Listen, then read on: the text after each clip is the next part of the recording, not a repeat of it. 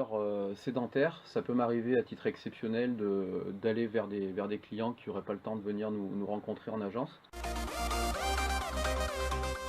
travaille essentiellement le véhicule d'occasion.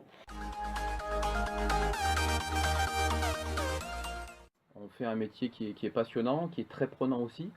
Ce qui fait que ce que j'aime le plus, c'est de parler d'automobile, parce que ça fait partie de ma passion. Ce que j'aime aussi, c'est rencontrer des gens. La partie relationnelle est très intéressante aussi. Mon métier consiste à surtout accueillir correctement le client. J'ai en charge la partie commerciale, donc faire en sorte que le lieu de vente soit attractif, avec des véhicules qui soient mis en valeur, des véhicules sur lesquels il y ait des prix et tout un tas d'informations pour que le client soit bien renseigné et dans les meilleurs délais. Le but, c'est de prendre en considération ses besoins pour l'orienter vers un produit, le conseiller au mieux, dans le but d'arriver sur une vente.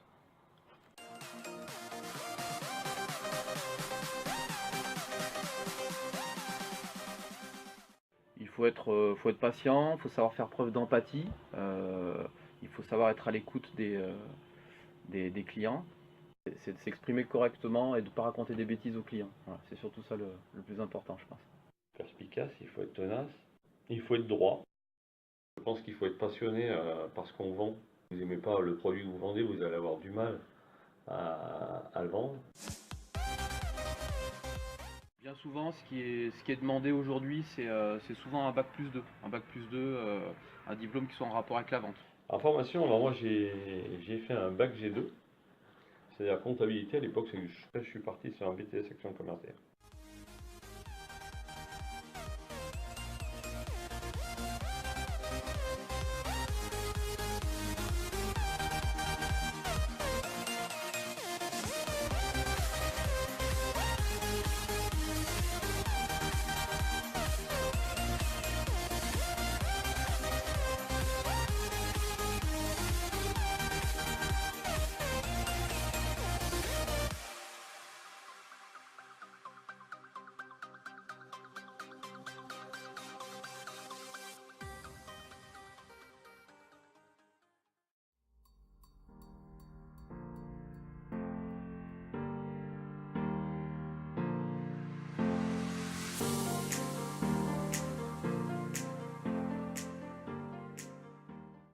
Alors, le métier, il y a deux aspects. Vous avez l'aspect vente et l'aspect institut.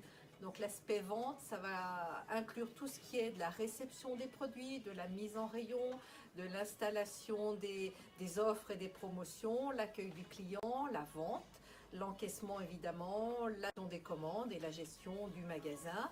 Et puis après, l'institut, c'est toute la partie.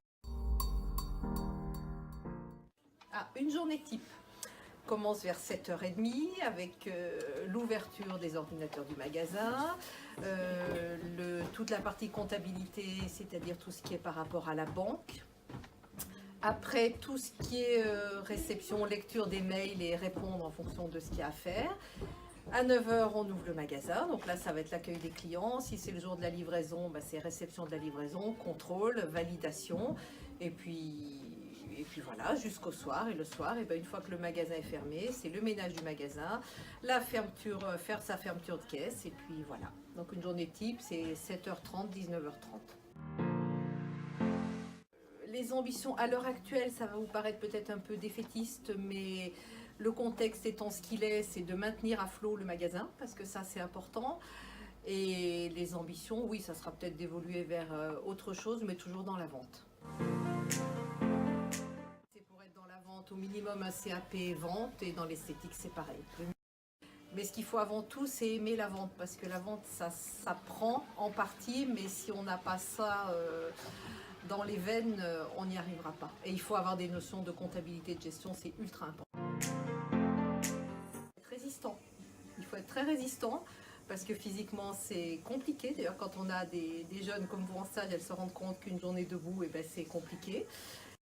La patience, aimer les gens, avoir le sourire, être toujours à l'affût de ce qui sort, avoir une culture générale correcte. Voilà, et puis être très rigoureux.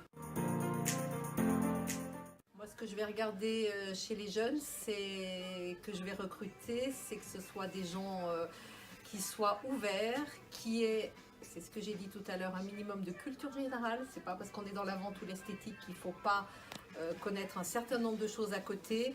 Et je veux des gens qui soient motivés, qui aient de l'ambition dans leur vie, qui aient des rêves.